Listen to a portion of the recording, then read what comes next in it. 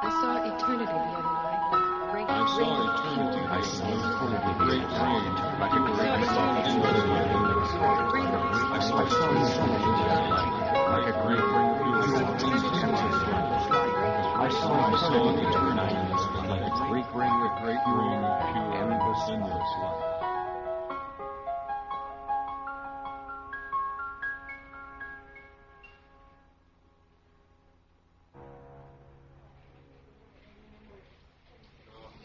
Yes, Dr. Shapiro, 3 of them. 2 damn good astronauts and a PhD. We don't know. That's why we called you. The Psyche 14 mission. Yes, hell yes, 13 flawless missions, and then this. NASA, hell, Washington's up in arms over this one. No, there's nothing medically wrong with them. That's the problem. What we have is one dead man who just willed it, another blind who isn't blind, and a third who hears God only knows what. Yes, as soon as you can get them. They experienced something up there, and we've got to find out what the hell it is, or this whole project's going to be scrapped. Please. Can you see anything? Yes, please. Let me have the blindfold. Do you see this light, Professor Hughes? What color is it? All colors. White. It's too bright. Will you point toward it, please? It's everywhere. It's too bright. The room is quite dark, Professor. Now, will you open your eyes again, please? It isn't dark. Possible supersensitivity here. Now, Professor, let's Look, try. you can drop the professor crap, okay? I'm just Hughes now, if I'm even that. Very well. Hughes, then. Just Hughes. And you're the shrink they sent for? Psychiatrist, yes. I'm Dr. Shapir. Now, is this dark enough for you? Make it dark. No, look, Keep your hands down. No, Take it easy. All right. We'll put the compresses back on. I'm sorry. We'll try again later on when you're rested.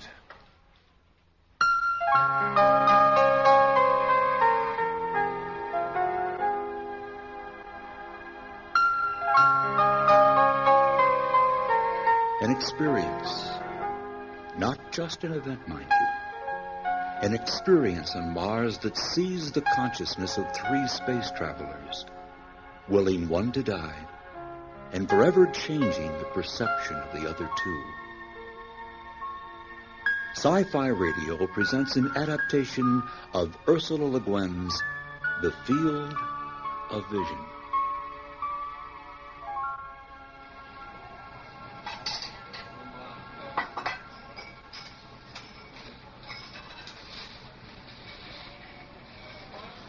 So, what are your preliminary findings, Doctor?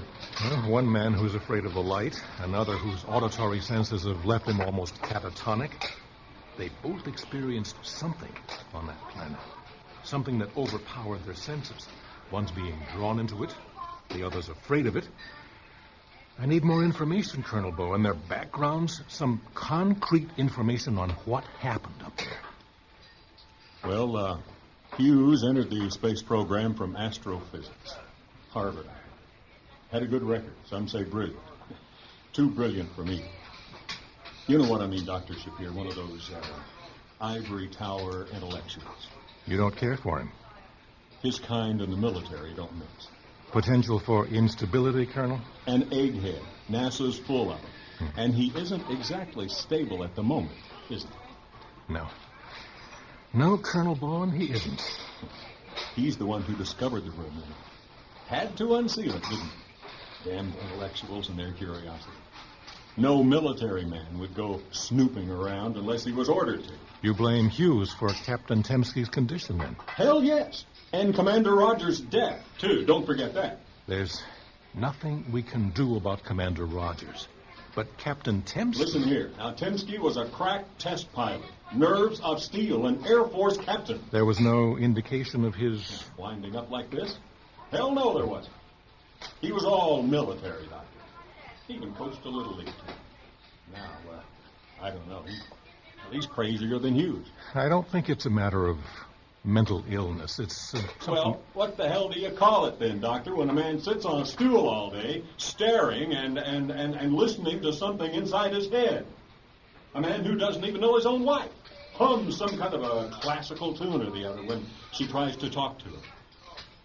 Hell, Timsky hated that stuff. Sent her out of the room in tears. Let me tell you this, Susan is one tough woman, too.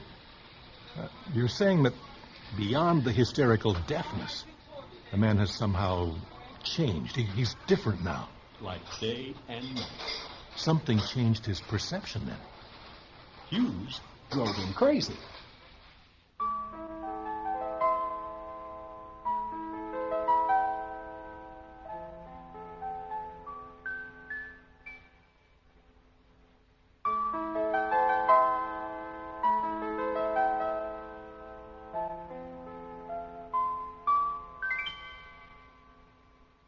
Captain? Captain Temsky? You can hear me, can't you? Well, my voice is disturbing you, isn't it? It's interfering with something you would prefer to hear. I thought so. Stop humming again if you can understand what I'm saying.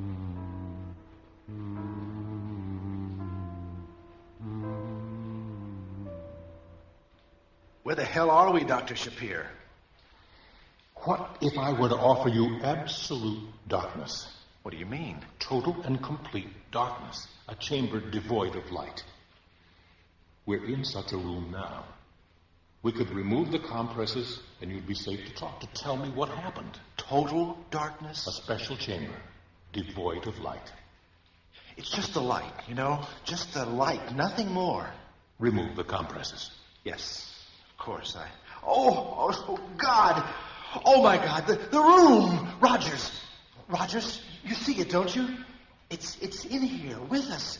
Hold on, Rogers. Stop screaming like that. Timsky, where's Timsky? Oh, God, Timsky! Is that you? Hold on to me. I can't see you for light. Help me. It's Rogers. He's screaming in sort of bursts, like barking. As if he's trying to get out whole sentences at once. Timsky, you can hear it, can't you? You can hear him barking.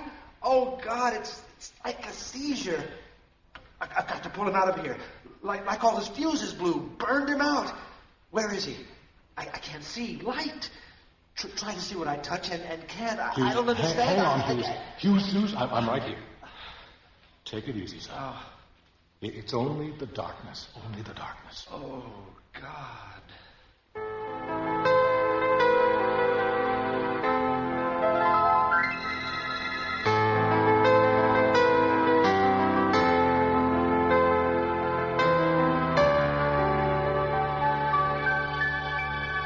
Psychiatric counseling session, 18 July, Dr. Shapir, inpatient 2131, Dr. Gerant Hughes.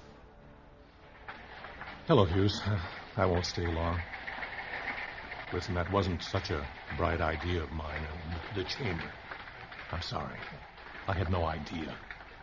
No right, either. Would you rather I left? No.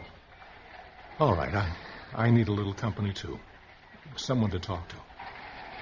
You seem to be pretty calm. As long as I keep my eyes closed. Listen, I have a queer story about Joe Temsky. Not a story, just a queer fact, actually. Did you know that they've written on his record that he's functionally deaf? Deaf? Yes, deaf. Well, I began to wonder. I go in and talk to Temsky, I touch him. I try to make contact, any kind of contact, to get through. No go. I've got a theory. What theory? Suppose, maybe, but just maybe, Hughes can't hear me. Suppose his hearing is flooded with the sounds of his experience. Something like your sight being blinded by what took place in that room. You mean he's hearing things? Yes. Listening? Yes. You can't shut your ears. That's what I thought, too. Could be rough, couldn't it? Well, what I thought was, what about trying to shut them for him? Put earplugs in his ears.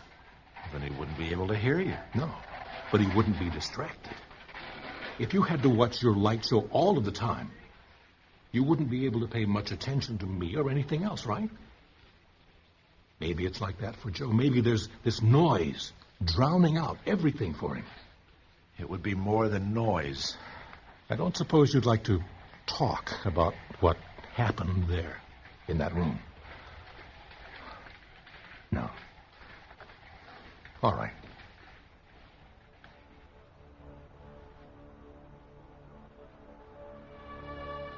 Notes on Joe Temsky. Subject, earplugs. Observation date, July 20th at 0700 hours. Temsky's a heavy sleeper. Easy to insert ordinary wax plugs in his ears while he slept. When he awakened, he sat up, stretched, scratched, and looked for what appeared to be something to eat. Then he began to grow uncomfortable. At least he appeared to be uncomfortable. Maybe disoriented. Then he looked around, left, right, nervous. Maybe the jerky head movements were an attempt to find that vanished sound, the lost chord. Then he grew more disturbed and alert. His hands groped for his ears to find the cause of the silence. He found the earplugs and removed one. Then he sighed deeply and seemed to slip back into the sound within.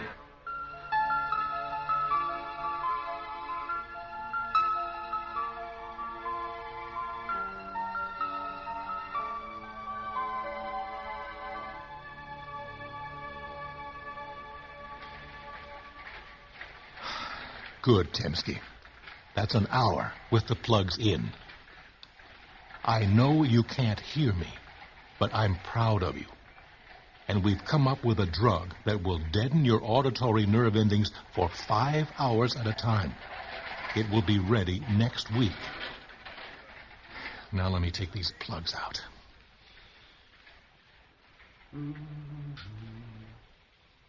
Dr. Thompson, report to emergency. September 3rd.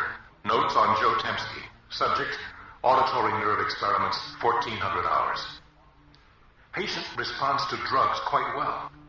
Somehow seems relieved, yet grows anxious at times, as if wanting to go back, to turn his interest inward again. Patient asked to see Hughes.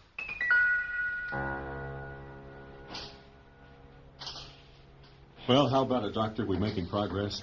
I got the press, NASA, Washington all over me out there. I'm sensitive to that, Colonel, but we're still probing for answers. Well, I'm not sensitive. Now, you fix Timsky. You hear me? You fix him, and I want him flying again. You can be sensitive with that other guy.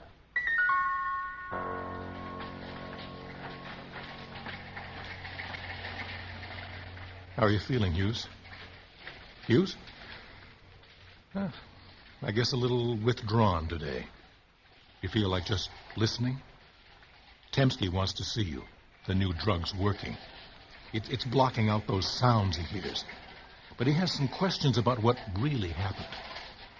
You could help him a great deal if you would. Well, how do I communicate with him? Sign language? He can talk to you while you respond on the word processor. Would that be agreeable to you? Hughes, he needs assurance that something really happened in that room you found, that it wasn't all in his head. Oh, something happened up there, all right.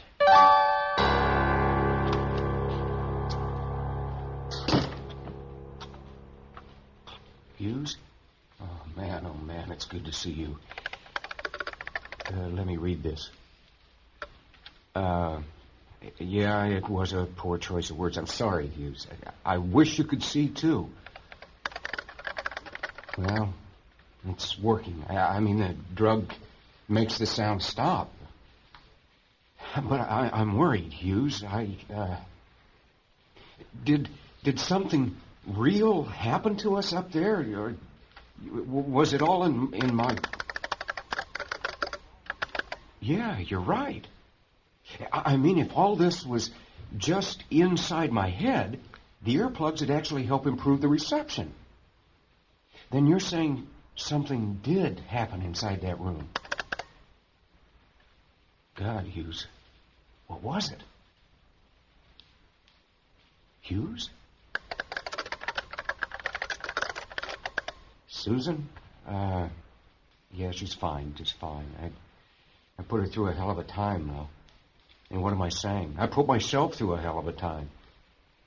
See, when they first stuck those plugs in my ears, when I woke up and there was this silence, I was really spooked. It took me a long time to come back from where I'd been, and I didn't much want to come back. That I was suffering from hallucinations, or maybe I was crazy. I don't know. When Shapir began telling me how long it had been, and I realized that this was Earth, that's what spooked me.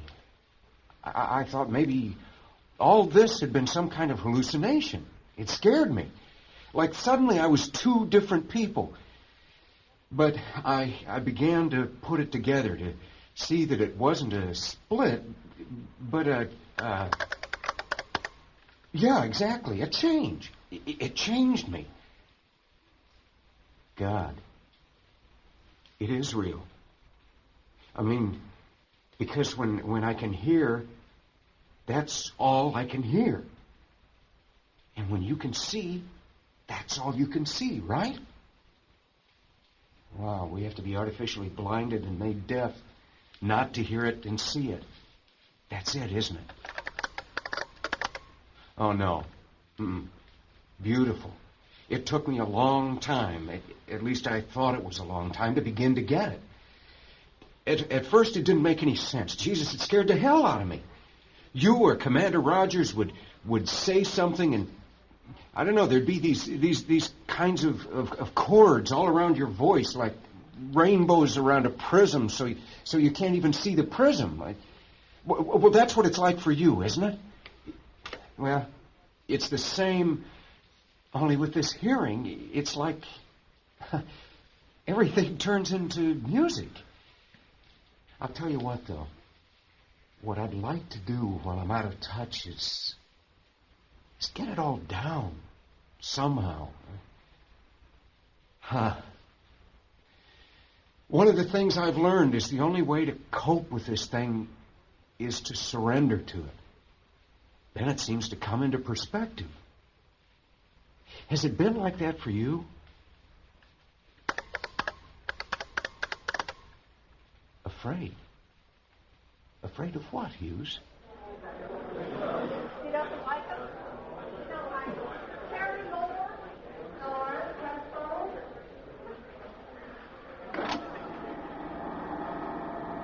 Let's spend the last few minutes in here, darling. Look at me, Joe. I'll speak slowly so you can read my lips. This is the day room. I wanted some time alone with you. I've never been in here. Somehow I feel drawn to it. Where's the piano? Joe, watch my lips. I thought you said you'd never been in here before. I haven't. Yet I just know there is one. There it is. Come on, I want you to play for me. Joe, what's gotten into you? You couldn't hear the music any more than you can... Joe, please, look at me. You've never liked to hear me play, especially the music I've been trained to play. A man can change, can't he? Come on, sit down. I'll sit next to you. What would you have me play, kind sir? Something beautiful.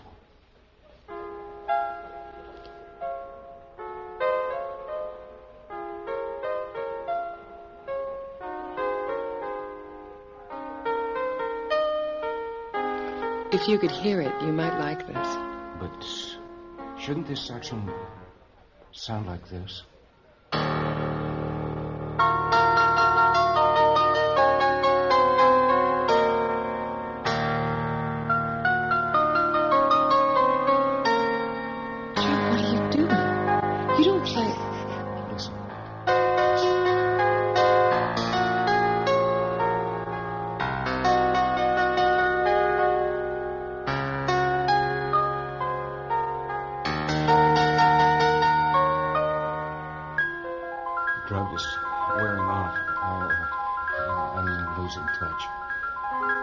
Sound is taking over again.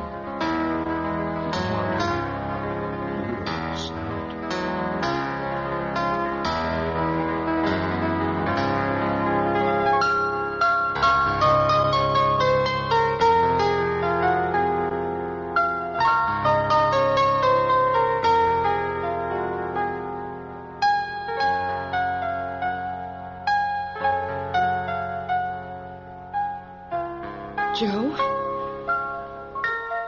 Oh, Joe, it's so beautiful. It's the most beautiful music I've ever heard.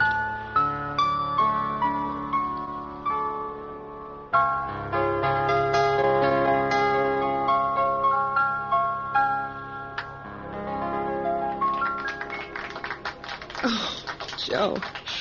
Joe, I don't understand any of this, but that was beautiful. It was the most beautiful music I have ever heard. I've never been so filled with... Love? Yes. Love. Joe, can you really hear me? Yes. Somehow... Now I can. That music, Susan. That was what I heard. At least it was my feeble attempt to recreate what I heard. It was so beautiful. I don't understand any of this. Your ability to play, the power of that music, it's all beyond... Yeah, knowledge itself, I know. I understand that now. The understanding comes when one surrenders to it completely. When you recreate it for others to hear, that's when it lets go of you. But what is it? I don't know. I honestly don't know. But whatever it is, it's in the room with us. And it's in the music. And I want to share it.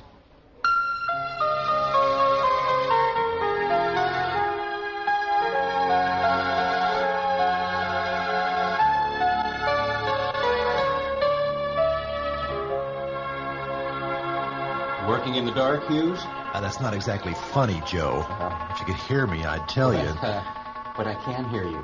Impossible. No, I mean it. Go on, turn your back again to the oscillator. Say something. Ptomaine poisoning.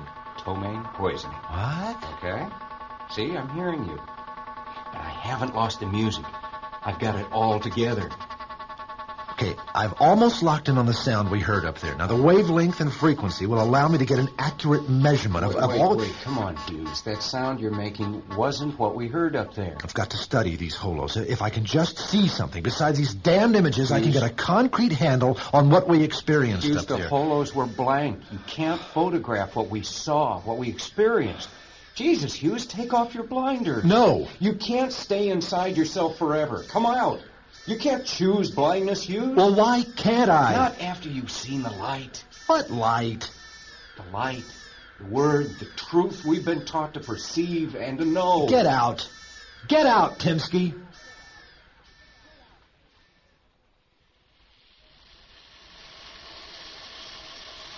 The computer's ready for the run on the data from a room side, sir. Good. Put it on audio response. Run.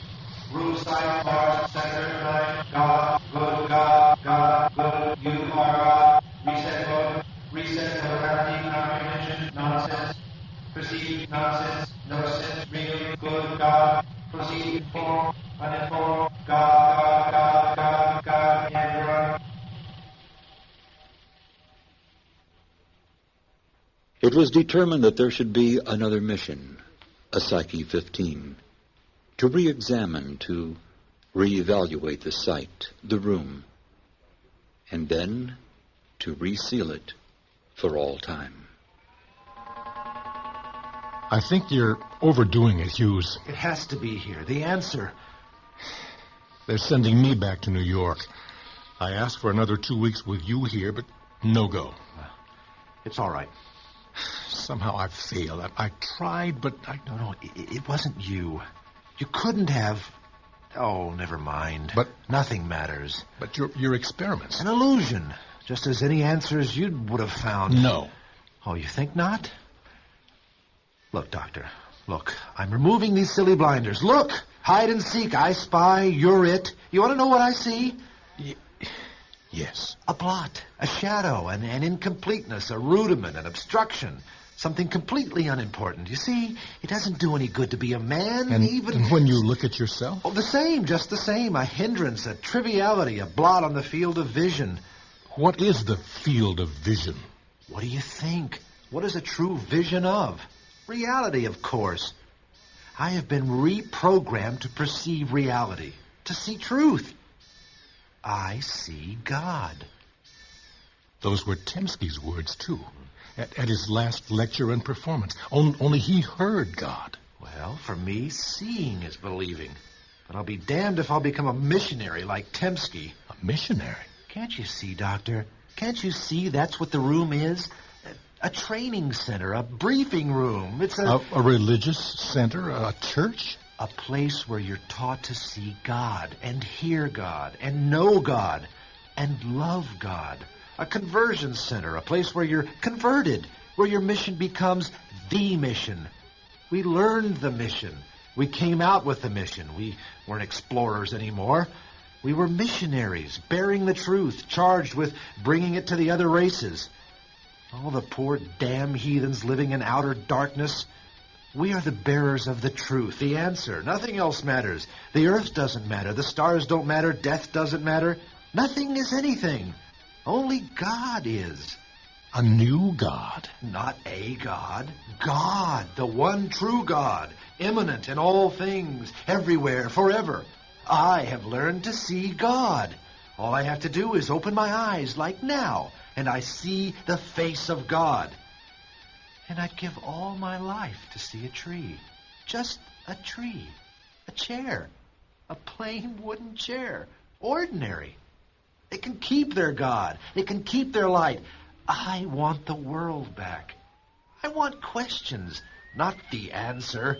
I want my own life back and my own death.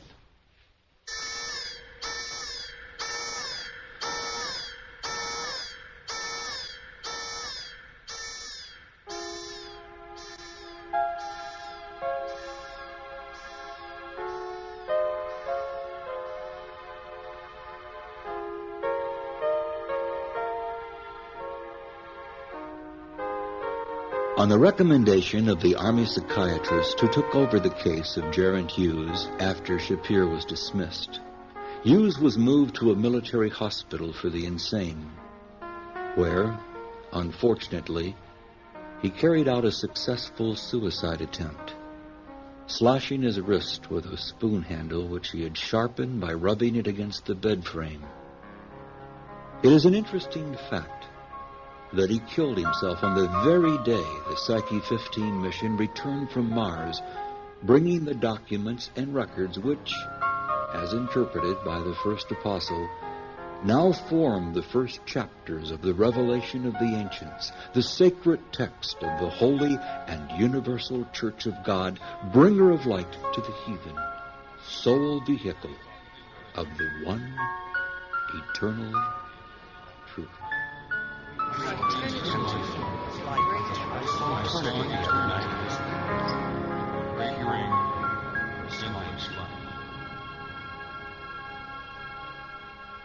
Our cast featured Wirt Kane as Colonel Bowen and Howard Fisher as Dr. Shapir. Astronauts Hughes and Temsky were played by Rick Spiegel and Greg Loso. Susan was portrayed by Nance Williamson. The original story, The Field of Vision, was written by Ursula K. Leguin and adapted and directed for Sci-Fi Radio by your host. All music and sound effects were created by Ron DiUlio. The series producers are Kevin Singer and Ron DiUlio.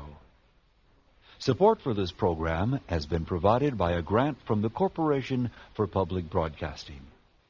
This is James Edward Kerr, inviting you to join me soon for our next venture into the imaginary worlds of Sci-Fi Radio.